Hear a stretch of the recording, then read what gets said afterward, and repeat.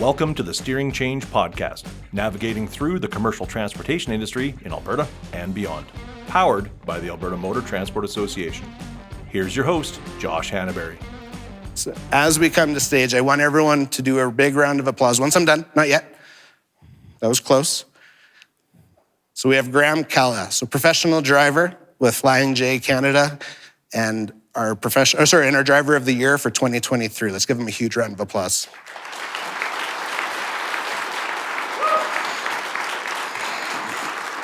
We're just gonna do a selfie. Proud of you, my friend. So Graham, my friend, I want to welcome you to the podcast. I know collectively we're super proud of you. Thank you. It's awesome. It. So how does it feel to be AMTA's 2023 Driver of the Year? I'm truly humbled. Getting honored by the AMTA for 2023 is quite an honor to me, my family, wife, and 2 kids. That little girl, Sunny, she's somewhere in the crowd there. It's such a huge experience considering where I came from, immigrating from Africa to Montreal, and later finding my way into Alberta. I really appreciate it. Thank you. Amazing. Let's give him a round of applause. So before we dive into our conversation, I just wanted to highlight the Driver of the Month program. So Graham was our winner of the November 2023 Driver of the Month. So we have an incredible industry recognition committee. I know there's a couple people in the room that are part of it. It is led by, again, Good Time Cliff. And we do want to give a huge shout out to our sponsors, Empirica. Super appreciative of that, being the 2024 sponsor of the program. And now that Graham was voted for November by the committee. He won, we celebrated him, which was amazing. We're bringing him here, obviously, which is also amazing. And next steps is he's also going to be part of the vote for the CTA, the National Driver of the Year. So it'd be incredible if he wins. So if our friends at CTA are still in the room and they can do anything, wink, wink, nudge, nudge, you got a good guy right here. So we're just super proud of you, my friend. So before we dive too much into your driving journey, just share, a little bit more about yourself and what your journey has been like leading up to becoming a professional driver. Well, I was born and raised in Zimbabwe, which is in Africa. Did a little short stint in the military, and then I left in 2001, emigrated to Quebec. Was in Montreal between 2001 and 2003. I did a little bit of driving there, different companies, but my real journey into professional driving started here in Alberta. I'm a married father of 3, 2 boys and 1 girl. The eldest is now in university, and the youngest is still in kindergarten. That's a little bit about myself. It's amazing. Yeah. It's good to have you here, my friend. Thank you. It's awesome. It's nice that your family's here too. It's a big moment. Awesome. So how long have you been driving for now then? It will be 21 years on the 25th of June, which is my birthday, by the way. Nice. Yeah. If anyone wants to put that in their calendar, I'm sure our friend Dale Howard can get you in contact with him to wish him a happy birthday. It's good. What, from a driving perspective, what has your experience been like this far? I've had a very positive experience from the 2 different companies I've last worked for. One, which is Money Tooling Transport, and the second one, my current employer, Flying J Canada Transport. I've had a huge mentorship,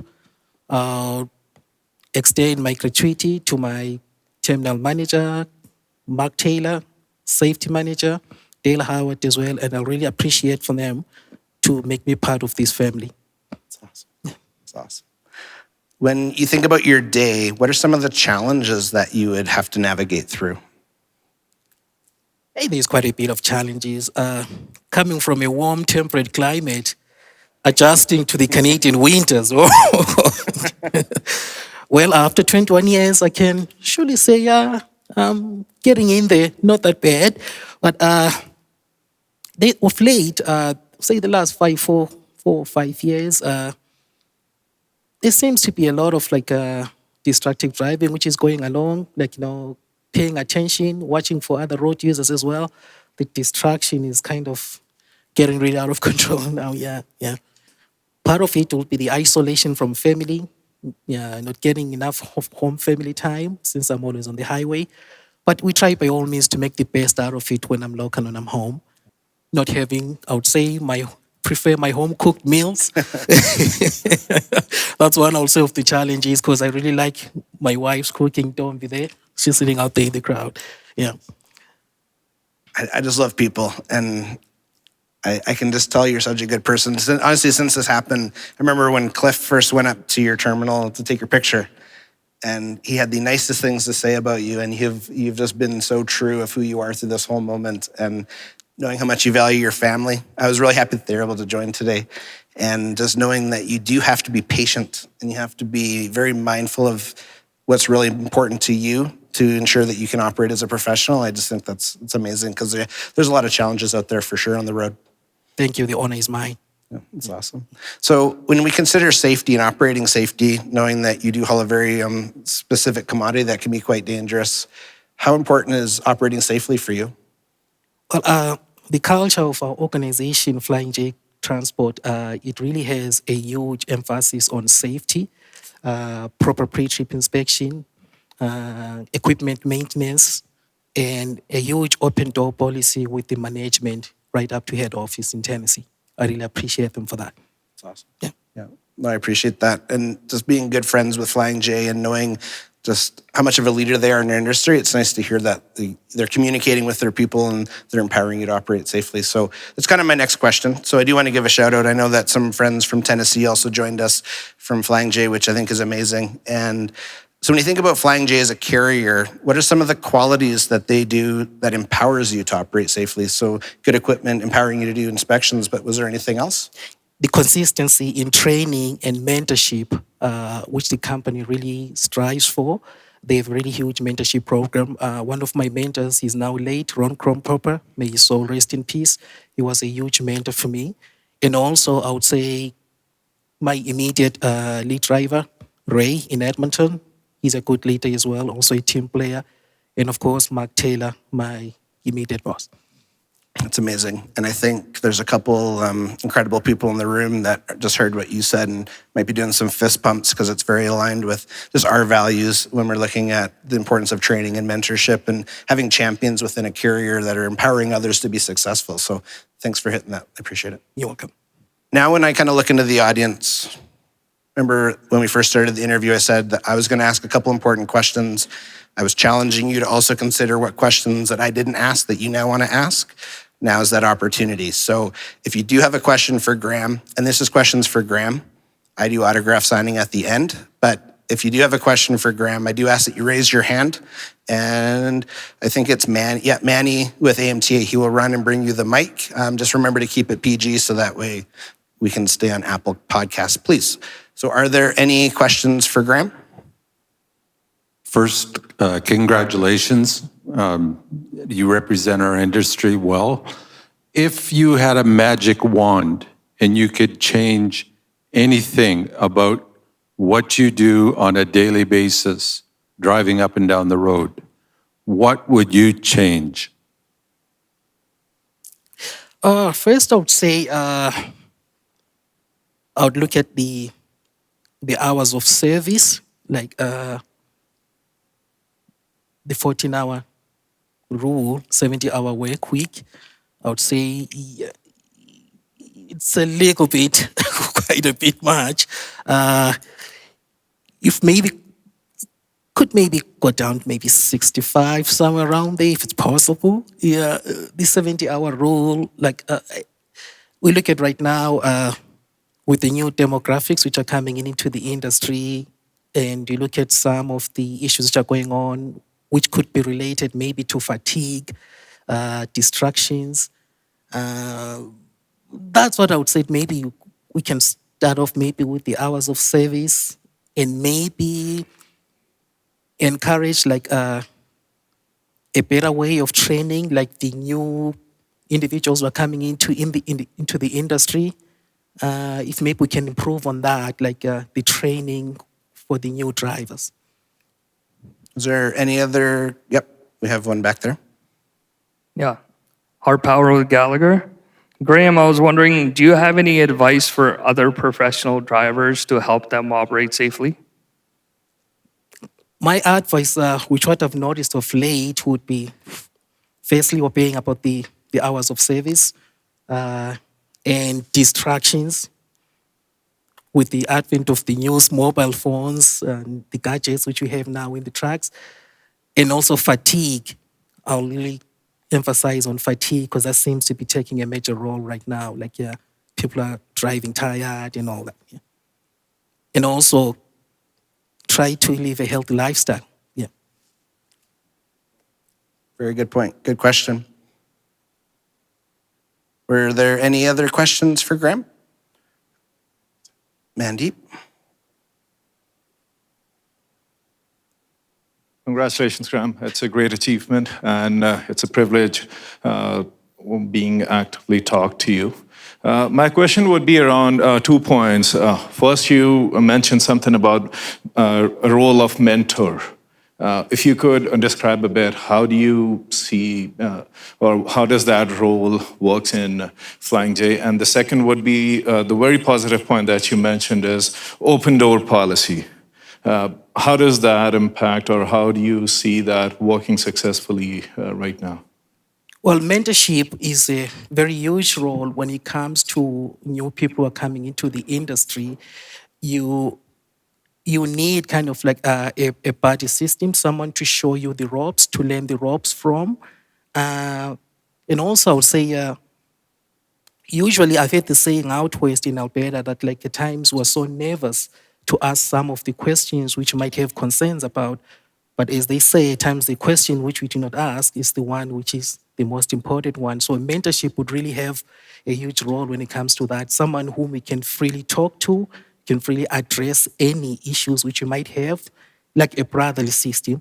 The open door policy at Flying J, it has worked well. That like even included like if you want to take a little bit of a break, you want to reduce your work shift, you want to have a little bit of a home life balance, you want to change your shift, like the management is always open to that. Like, yeah, I would say that. Yeah.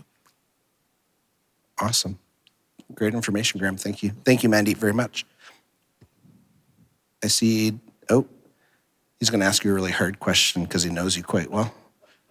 First off, I'd like to invite all the driver recruiters to please remain seated when Graham's finished his podcast, because he is a lifer. So we are so proud to have Graham part of our team. So he's hands off, just so everybody understands.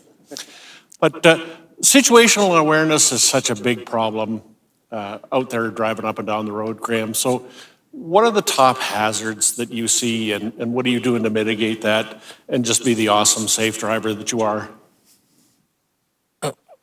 Well, I think I've emphasized about distractions and fatigue for quite some time. Well, I've noticed that some of the truck stops or the catalogs, the incidences like the minor fender bends, people hitting stationary objects, driving too fast in the parking lots, the slip, trips and falls, not wearing the proper PPE, not following the proper procedures when lifting, and not having a professional attitude. So I think the attitude plays a really huge point to like people having no respect for what they're doing. And also say like just the work mode being very, very unsafe, not being considerate for the other road users or for the other business users as well too. Thank you very much. Great question. And I'll have to second what Dale said. So if you happen to be in the recruitment space, you see Flying J's all over, so we're good. Was there any other questions that we would like to ask Graham? I think we have time for maybe one or two more. I will ask this on behalf of the recruiters in the room, is how do other organizations attract and more importantly retain drivers of your caliber? Obviously spoke of the safety, the mentoring, but outside of the box from important to the employee standpoint, what can we do to attract Grahams to our business? Well, speaking on behalf of myself, I would say the culture of the organization too, it plays a really huge point. A fair remuneration package, like I would say, plays another huge point as well. Equipment maintenance is another one as well. I myself, I would prefer assigned units. Like, and I would say generally the culture of the organization is such a huge role, like, not getting treated like a number, like what we've read quite a bit from some of the track papers. Being really appreciated, just to get a thank you at times, a pat on the back, at times it goes a long way for a driver. I believe we have time for one more question if anyone, this is gonna be a really hard question, get ready. I was just curious if you knew that Lethbridge has more sun maybe the most sun in Canada, warmer temperatures than Calgary, Edmonton, definitely warmer than Saskatchewan and Manitoba.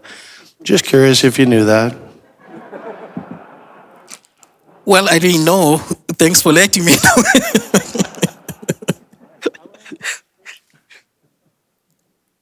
That was awesome. Thanks, Doug. Appreciate that. Can we actually give Doug a round of applause? He's done an incredible job. Awesome. Okay, my friend, before we end today, last question. Was there any final thoughts that you would like to share with some incredible people? Well, I'm really humbled to be a recipient of the award. It really means a lot, like I mentioned earlier on, to my family, to me as well. And also, I'll be grateful to Flying J Transport for taking me along, like getting trained into fuel hauling, and everything they have done to me, the mentorship program they've provided,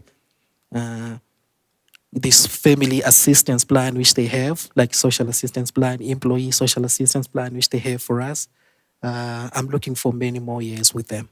Thank you. It's awesome. It's awesome. All right, so just the last couple of words before we end. And when I do that, actually, now's a good time because we might be a little tired. And I know the chairs make our legs a little stiff. So do we want to all stand one more time, please, if you're able? Graham, you can stand too. So before we do end, a couple last things I like to say. First, I just want to give a huge shout out to the team at AMTA. Honestly, it's been life-changing for me. Yeah, absolutely. I know I'm not supposed to say this, Kelsey, but we straight up sold out at conference, I believe for the first time ever, and it's thanks to everyone in the room. So that's just phenomenal, and it goes to a lot to our team, so thank you for that.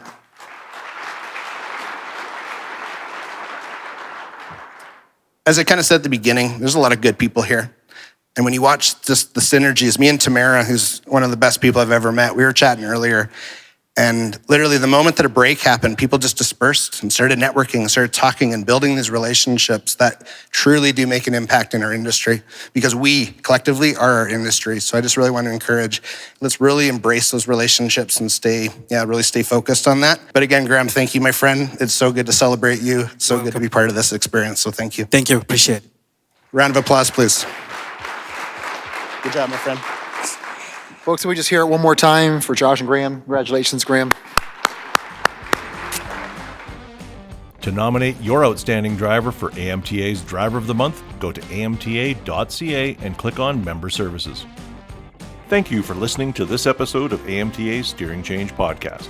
The views expressed by guests of the Steering Change Podcast are their own and may not reflect the views of AMTA, its hosts, or sponsors. Do you have a question that you would like answered on an upcoming episode of the Steering Change Podcast? We want to hear from you.